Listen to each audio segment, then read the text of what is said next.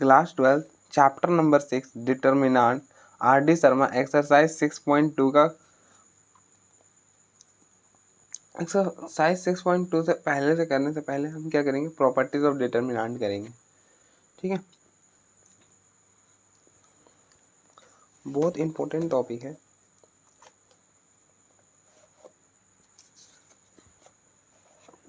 तो property number 1 है,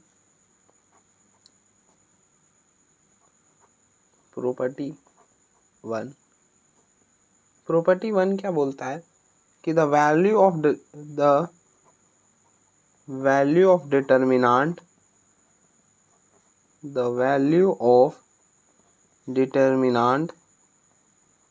remains unchanged if its rows and columns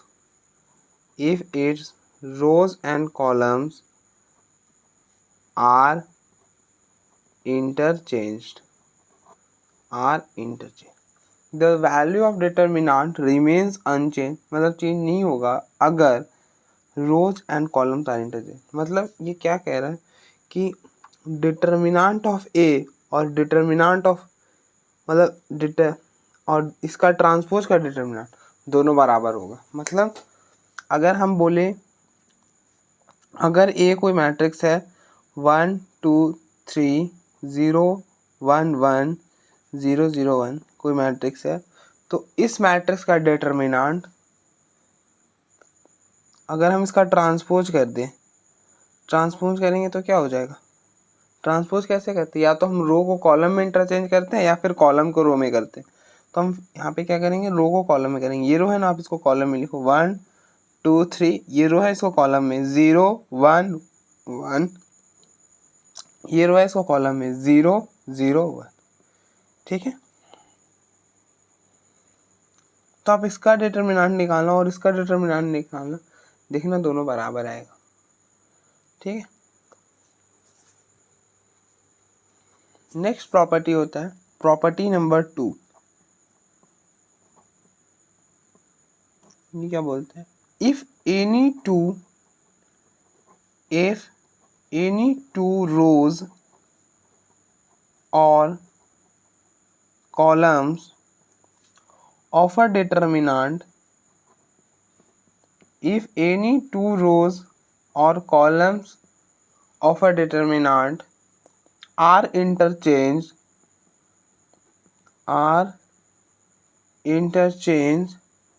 then sign of determinant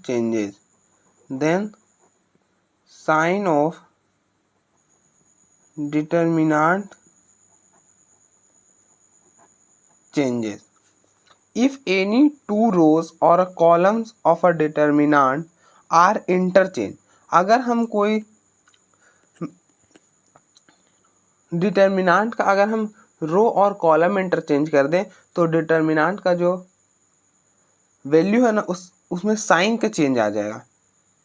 ये बोलता है, जैसे अगर मैं बोलूं कि ये कोई डिटर्मिनेंट है, ठीक है, A B C D E F G H आई।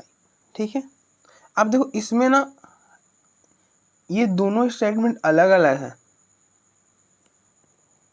अगर हम रो और कॉलम्स को इंटरचेंज कर दें तो आप देखो इसमें हमने हर रो और कॉलम को इंटरचेंज करा तो डिटर्मिनेंट का वैल्यू सेम रहेगा। लेकिन अगर हम किसी दो रो या फिर किसी दो कॉलम को अगर हम इंटरचेंज करेंगे तो डिटर्मिनेंट का वैल्यू चेंज कर जाएगा। तो क्या चेंज करेगा, साइन से बस चेंज करेगा। ठीक है, तो अगर हम मतलब हम इसका अगर डिटर्मिनेंट मान लेते हैं कि इसका डिटर्मिनेंट आ गया 3, ठीक है, मान लेते, ऐसे 3 नहीं आने वाला, आप देख रहे हो ए बी सी में है तो बिल्कुल भी 3 नहीं आएगा, लेकिन हम थोड़ा देर के लिए मान लेते हैं कि चलिए इसका डिटर्मिनेंट 3 आ गया। तो अगर हमको डिटर्मिनेंट निकालना हो ना, अप्लाइंग R1 इंटरचेंज R, मतलब हम इसको यहाँ पर सेंड, अब देखो ये वाला रो है ये फर्स्ट रो है और ये सेकेंड रो है, हम फर्स्ट और सेकेंड रो को इंटरचेंज कर रहे हैं, मतलब हम इसको पहले लिख रहे हैं और इसको यहाँ पर लिख रहे हैं, मतलब कुछ ऐसा DEFAB, मतलब दोनों को हमने इंटरचेंज कर दिया। मतलब आप ऐसे समझ सकते हो कि जैसे यहाँ पर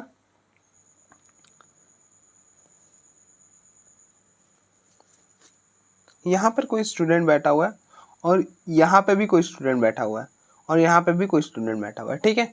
हमने बोला तुम जी ये वाला तुम यहाँ पे जाओ और तुम इसके जगह पर आ जाओ, मतलब इन दोनों को हमने क्या कर दिया, इंटरचेंज कर दिया। तो एज इट इज हमने यहाँ पे भी ऐसा ही करा है कि R1 और R2 को इंटरचेंज कर दिया और R3 क्या हो जाएगा, एज इट इज आ जाएगा। तो अगर हम ऐसा इंटरचेंज करें ना, एक हमने यहाँ पे क्या करा, सिर्फ एक रो को इंटरचेंज करा, मतलब दो रोज को इंटरचेंज करा है, मतलब R2 R1 की जगह चल गया और R1 R2 की जगह आ गया, दो ही रो पर काम करा है। तो जब हम ऐसा कुछ करेंगे तो जो डिटर्मिनेंट का जो वैल्यू है ना, क्या होगा, उसका साइन में चेंज आ जाएगा। 3 था ना तो इसका वैल्यू आ जाएगा -3, ठीक है। यहाँ तक ठीक है, कोई दिक्कत नहीं है। और इसको आप हटा दो, इसकी कोई ज़रूरत नहीं, बस समझाने के लिए मैंने लिखा था, ठीक है। आप यहाँ पे माइनस लगा लेना कि अगर हम इस डिटर्मिनेंट में अगर हम रो सिर्फ दो रोज को इंटरचेंज करें तो माइनस आ जाता है बाहर में, आप ऐसे याद रखना, ठीक है।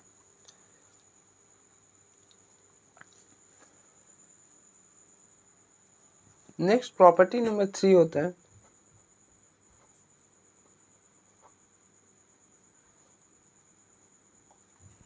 if any two rows or columns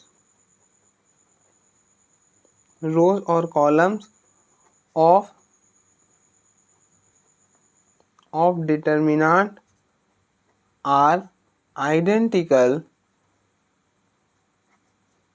if any two rows or a column of a determinant are identical, all corresponding elements are same, then the value of determinant is zero.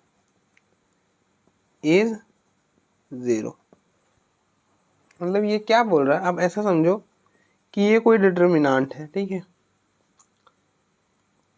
ABC 1 2 3 ABC। अगर कोई भी दो रो या फिर दो column अगर identical मतलब same हो जाए तो उस डिटर्मिनेंट का जो वैल्यू होगा वो 0 हो जाएगा। तो आप देखो फर्स्ट रो को देखो और थर्ड रो को देखो, दोनों सेम है, A B B C C। तो अगर दो रोज या फिर दो कॉलम सेम हो जाए तो उस डिटर्मिनेंट का वैल्यू क्या हो जाता है, 0 हो जाता है, तो मतलब इसका वैल्यू 0 हो जाएगा। आप लिखना चाहो तो लिख सकते हो since R1 and R3 are identical, मतलब दोनों सेम है। अगर आप चाहो तो हम कॉलम के केस में भी ले सकते हैं, जैसे आप देखो 1 2 3 1 4 5 4 6 7 6, तो इसका वैल्यू भी 0 होगा। क्यों, क्योंकि ये कॉलम और ये कॉलम सेम है। आप देख लो 1 4 6 1 4 6। तो हमने प्रॉपर्टी पढ़ी है कि अगर कोई दो रो या फिर कोई दो कॉलम सेम हो जाए तो उस डिटर्मिनेंट का वैल्यू क्या हो जाता है, 0 हो जाता है। यहाँ पे अभी लिखना चाहो तो लिख लो C1 and C3 are identical, ठीक है। नेक्स्ट प्रॉपर्टी नंबर 4 है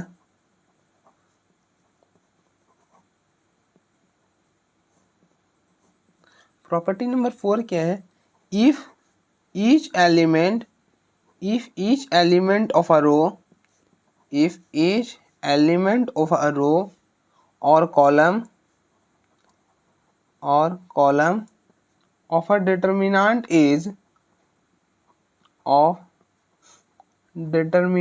is multiplied by multiplied by a constant k,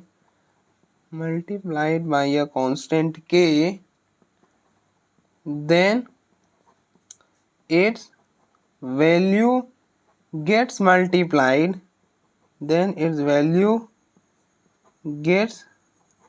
multiplied, by k।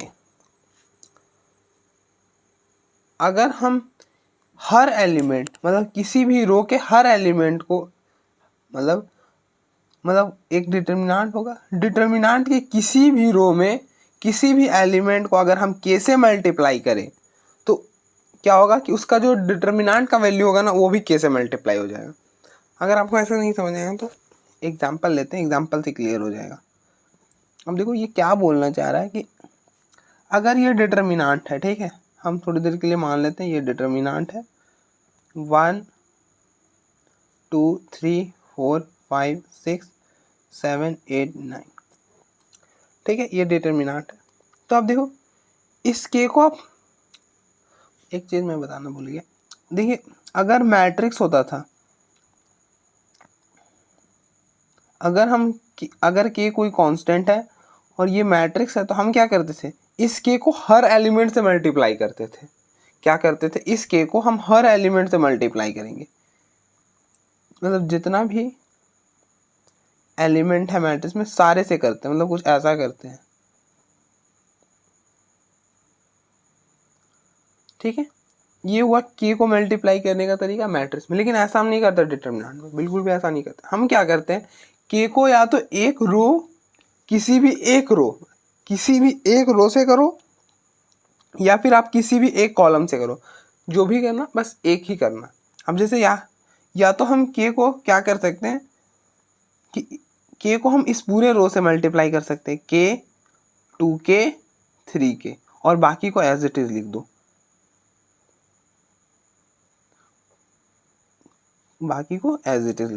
ठीक है। ऐसा कर सकते हो या फिर ऐसा कर सकते हो कि आप इस के को किसी भी एक कॉलम से कर दो, मान लो इस कॉलम से कर दिए, ठीक है, और बाकी एज इट इज आ जाएगा बिना चेंज किए।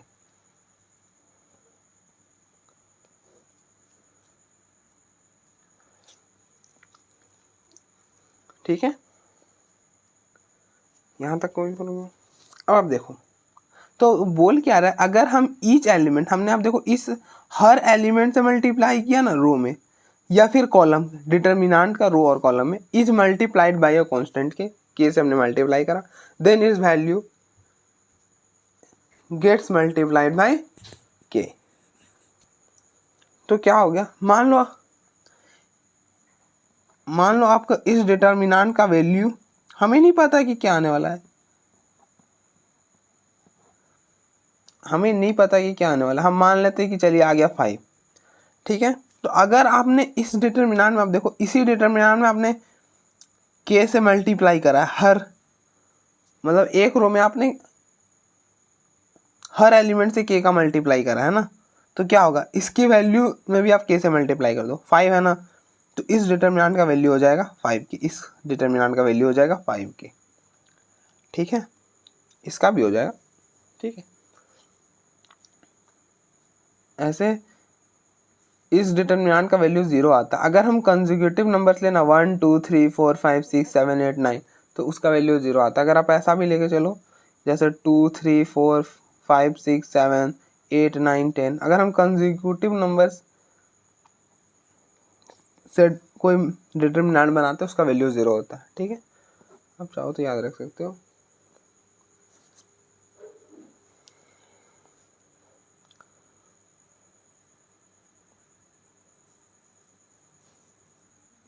प्रॉपर्टी नंबर 5 है, इफ सम और all elements of a row or column of a determinant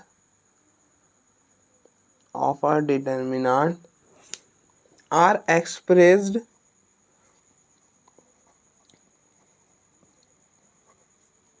are expressed as sum of two or more terms, then the determinant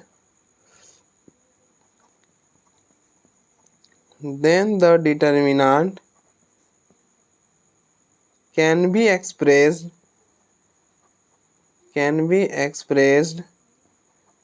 as sum of two or more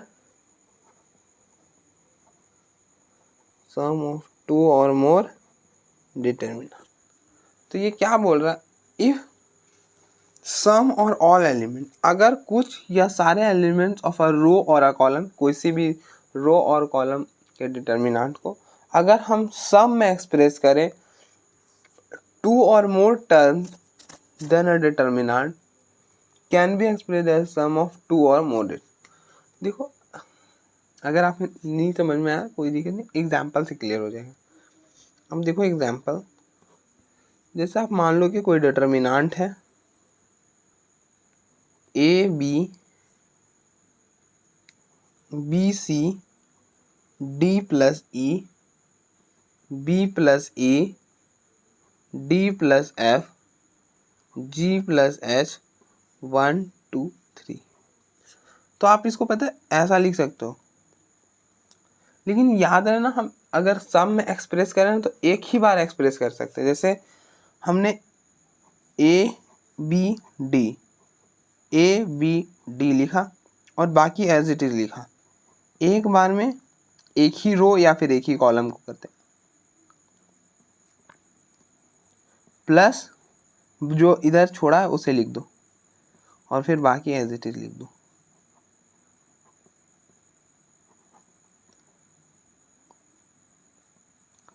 ठीक है, अब आप ऐसा मत करना कि साथ में ही कर देना, मतलब अगर आप सोच लो ऐसा करने के तो वो गलत हो जाएगा। जैसे A plus B plus C D plus E है, B plus E D plus F G plus H 1 2 3। अगर आपने ऐसा कर दिया ना ए बी डी जी और 1 2 3 plus B C E F G H E F H और 1 2 3, तो ये गलत है। हम एक बार में एक ही रो को सम मतलब दो डिटरमिनेंट में अलग अलग कर सकते हैं। आप चाहो तो इसको फर्दर भी ब्रेक कर सकते हो कि ए बी डी, तो यहाँ पे तो हम ब्रेक नहीं कर सकते लेकिन यहाँ पे कर सकते हैं ना, प्लस है ना बीच में, तो आप इसमें लिख दो बी डी जी, फर्स्ट ये सबको एक में लिखा प्लस जो बच गया है उसे नेक्स्ट वाले डिटरमिनेंट में लिख दो ई एफ एच। ठीक है, आप इसको भी और तोड़ सकते हो, याद रहे बस हम एक रो और एक कॉलम को एक बार में ही तोड़े। मतलब जैसे इस रो में हमने ऑलरेडी तोड़ रहा है ना हम इस रो को, तो फिर हम इस रो को साथ में नहीं तोड़ सकते। ठीक है, बस आपको इतना सा ध्यान रखना है। B C E B D G 1 2 3 plus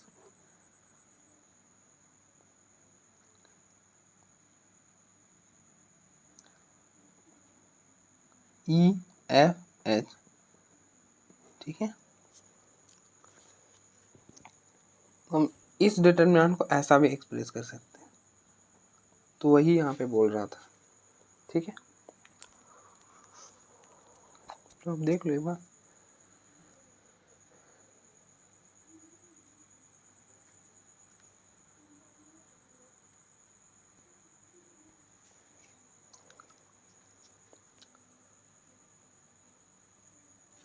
next property number 6 है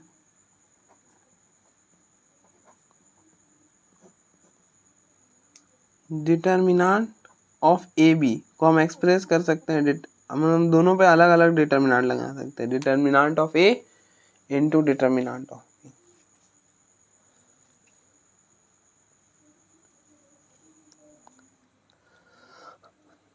तो अगर एग्जाम्पल लेना चाहते हो तो एग्जाम्पल ले लो, जैसे ए ले लो 1 0 2 3, बी ले लिया 4 5 6 7, ठीक है।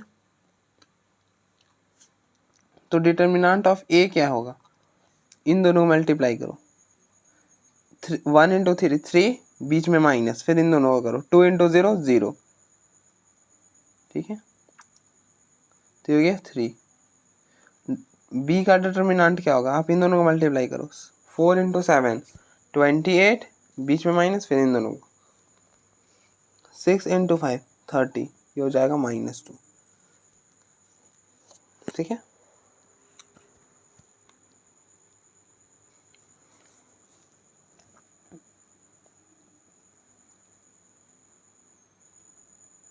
अब देखो, अब ए बी निकालो, ए बी कैसे निकालेंगे, तो इन दोनों मैट्रिक्स को मल्टीप्लाई करो, ए बी आ जाएगा 4 6 5 7। अब इस वाले रो को इस कॉलम से मल्टीप्लाई करो, 1 इंटू 4 4, 0 इंटू 6 0 हो जाएगा। इस वाले रो को इस कॉलम से 1 इंटू 5 5, और 0 इंटू 7 0 हो जाएगा। इस वाले रो को इस कॉलम से 2 इंटू 4 8, बीच में प्लस, फिर इसको इसके साथ 3 इंटू 6 8 18। फिर इस वाले रो को इस कॉलम के साथ 2 को 5 के साथ 10, बीच में प्लस, और फिर 3 को 7 21। तो ये हो जाएगा 4 5 18 इंटू 8 26, और ये हो गया 31। अब आप डिटर्मिनेंट निकालो ए बी का, इन दोनों को मल्टीप्लाई करो, ये हो जाएगा 124, बीच में माइनस, और इन दोनों को करो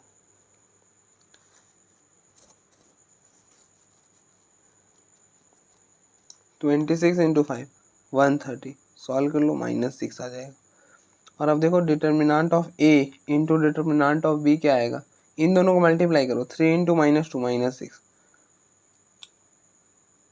तो दैट इज कि determinant of A into B which is equal to determinant of A into determinant of B, ठीक है।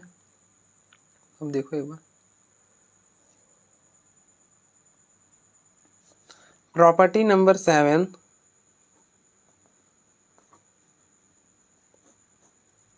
Determinant of k A, determinant of k ए, अगर हम इस के को बाहर गए तो ये क्या होगा, के की पावर n बाहर आएगा, where n is order of A, n क्या है यहाँ पर, तो ऑर्डर है ए का, ठीक है।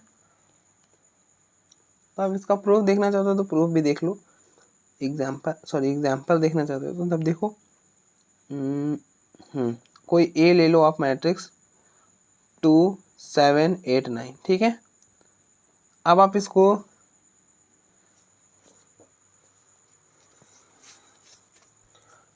टू से मल्टीप्लाई करो, तो मैट्रिक्स में 2 से कैसे मल्टीप्लाई करते हैं, हर एलिमेंट साथ करते हैं, इसको इसके साथ 2 इंटू 4 2 इंटू 2 4, 2 को इसके साथ 2 इंटू 7 14, 2 को इसके साथ 2 इंटू 8 16, और 2 को 9 के साथ 18, ठीक है। अब आप निकालो डिटर्मिनेंट ऑफ 2a, क्या आएगा, इन दोनों को मल्टीप्लाई करो, आप पहले डिटर्मिनेंट ऑफ a निकाल लो, क्या आ जाएगा, इन दोनों को 18, बीच में माइनस, फिर इन दोनों को 7 8 56, तो ये 56, सॉल्व करके क्या बनेगा, माइनस का 38 बन जाएगा, ठीक है। तो इन दोनों को मल्टीप्लाई करो, क्या हो जाएगा, 18 इंटू 4 72, बीच में माइनस, फिर इन दोनों को मल्टीप्लाई करो, 16 इंटू 44 224, तो ये हो जाएगा, ये हो जाएगा -152, ठीक है। क्या हो जाएगा, -152।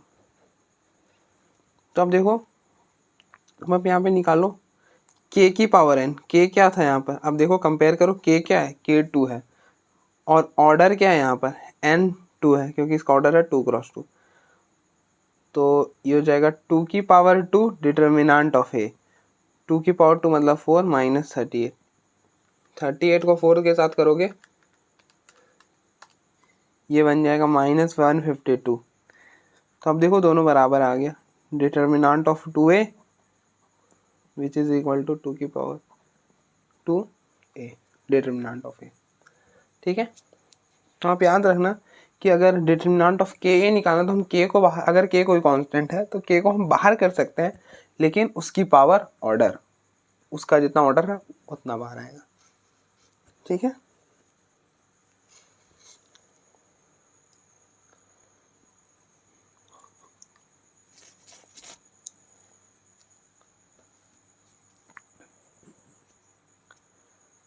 अब देखो k का पावर n क्यों बाहर आता है। जैसे अब देखो हमने के ए, आप इस अगर k को मल्टीप्लाई करते हो इसके साथ तो क्या होगा, हर एलिमेंट से मल्टीप्लाई होगा।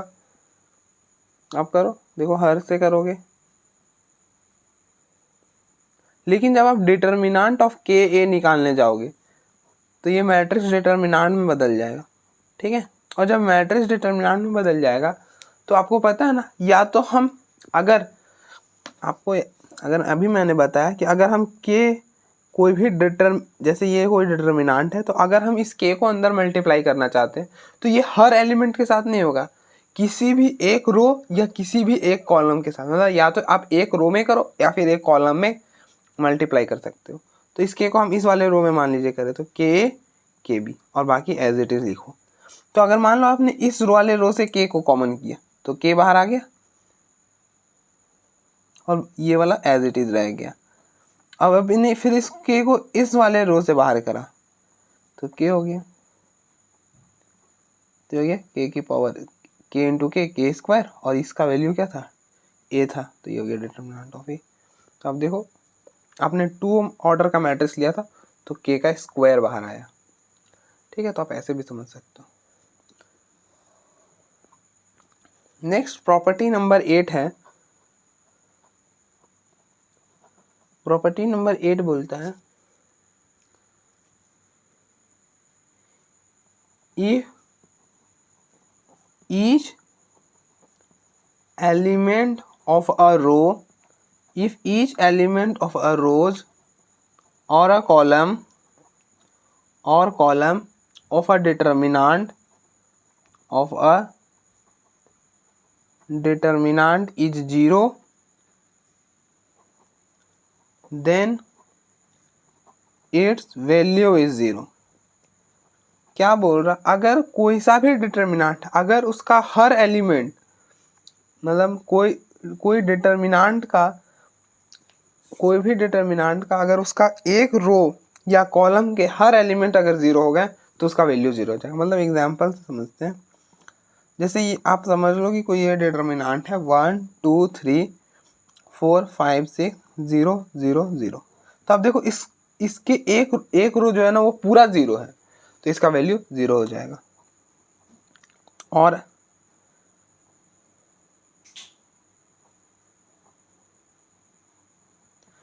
अब बताओ इसका वैल्यू 0 होगा? हाँ बिल्कुल 0 होगा। क्यों 0 होगा? क्योंकि इसका एक कॉलम पूरा 0 है। एक और एग्जांपल,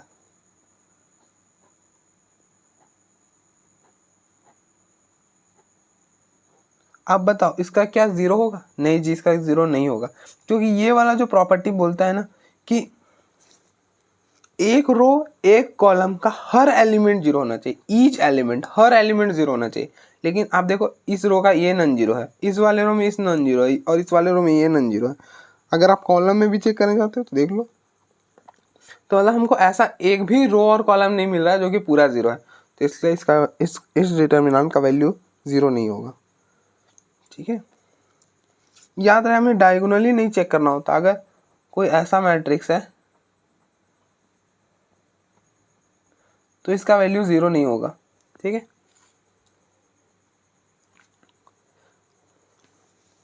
लास्ट प्रॉपर्टी नंबर 9 है। प्रॉपर्टी नंबर 9 क्या बोलता है? If each if each element of a row or a column of a row or column of a determinant of a determinant of a determinant is multiplied by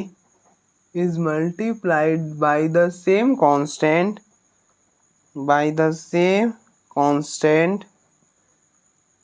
and then added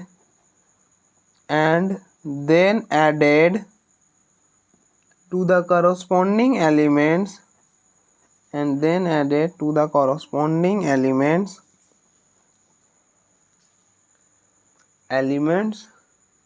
of the same of the some other row, then the value of the determinant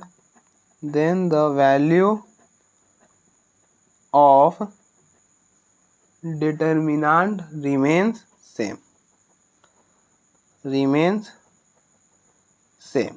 If each element of a row or a column of a determinant is multiplied by the same constant and then added to the corresponding elements of some other row, then the value of the determinant remains same. अब देखो क्या बोल रहा है, हम थोड़ी देर के लिए सपोज कर रहे हैं कि A B C D E F G H I ये कोई डिटर्मिनेंट है, ठीक है। लेट हम इसको बोल देते हैं कि चलिए ये वाला डिटर्मिनेंट A है, ठीक है। तो B कोई डिटर्मिनेंट हम बनाए,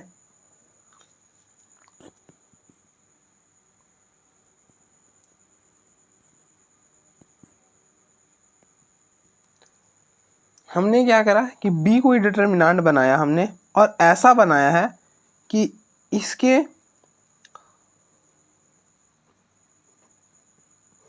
if each element of a row or a column of a determinant is multiplied by the same constant and then added to the, जैसे आप समझोगे इस वाले कॉलम को आपने K से मल्टीप्लाई करा, B के E के H के, ठीक है। यहाँ पे आप देखो ईच एलिमेंट ऑफ अ रो और अ कॉलम, हमने ये कॉलम लिया, इसको मान लेते हैं कि इसको किसी कांस्टेंट K से मल्टीप्लाई कर दिया, तो ये वाला कॉलम बन गया, मतलब कुछ ऐसा बन गया।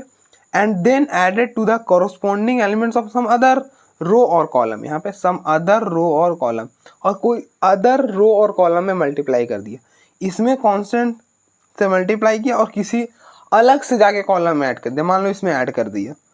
और ये अगर कोई हमने ऐसा डिटर्मिनेंट बनाया है तो इस डिटर्मिनेंट का जो वैल्यू होगा ना वो A के बराबर होगा, ठीक है, क्लियर है। अगर हमारे पास कोई एक डिटर्मिनेंट A था, ठीक है, यहाँ तक कोई दिक्कत नहीं है। हमने क्या करा, इसी A डिटर्मिनेंट में कुछ खास तरह से करके B डिटर्मिनेंट बनाया है। क्या करा है कि कोई भी कॉलम लिया, उसमें किसी भी कांस्टेंट से मल्टीप्लाई किया। अब किसी भी कांस्टेंट से मल्टीप्लाई करने के बाद वो जो नया वाला कॉलम बना उसको किसी और कॉलम में जाके ऐड कर दिया। जैसे आप समझो ये कोई कॉलम हमने चुन लिया, इसमें हमने कांस्टेंट K से मल्टीप्लाई करा, ठीक है। अब हम इसमें K से मल्टीप्लाई करा तो इसमें जाके नहीं ऐड कर रहे हैं, ये जो दो बच्चल है ना, इन दोनों में से किसी में एक में जाके ऐड कर दे रहे हैं, कुछ अदर वाले में, ठीक है। तो ये जो डिटर्मिनेंट बना ना, इसका जो वैल्यू होगा ना ये सेम होगा A के बराबर, ठीक है। यही बोलना चाह रहा है ये वाला। तो आई होप आपको समझ में आ गया। आप चाहो तो इसका प्रूफ भी देख सकते हो, लेकिन कोई नहीं, मैं प्रूफ कर देता हूँ,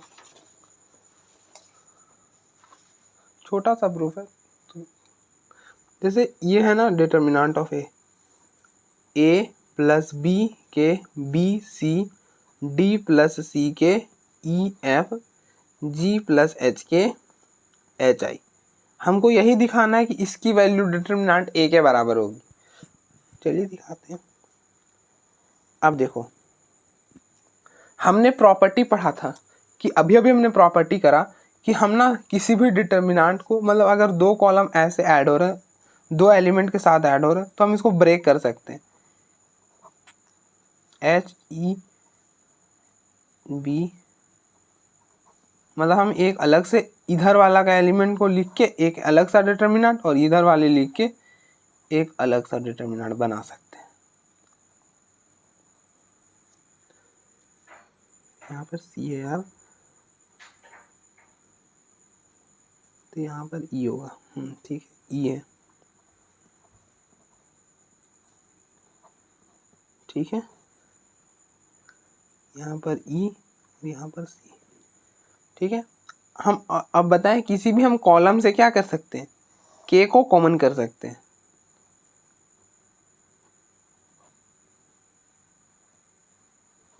तो आप इसमें से K कॉमन कर लो तो K कॉमन हो जाएगा। अगर हम एक कॉलम या एक रो में से K को कॉमन करें तो K बाहर आ जाता है, BEH। और हमने एक और प्रॉपर्टी पढ़ी थी कि अगर कोई भी डिटर्मिनेंट का दो रो या फिर दो कॉलम सेम हो जाए तो उस डिटर्मिनेंट का वैल्यू 0 हो जाता है। तो आप देखो, इस डिटर्मिनेंट का ये दो कॉलम सेम है, B B E E H H, तो इसके वैल्यू क्या हो जाएगा 0। और ये आपका क्या था, ये तो A था, ये कौन सा डिटर्मिनेंट था, A था। अब देखो आपका प्रूफ हो गया कि B A के बराबर होता है। ठीक है, आप देखो एक बार,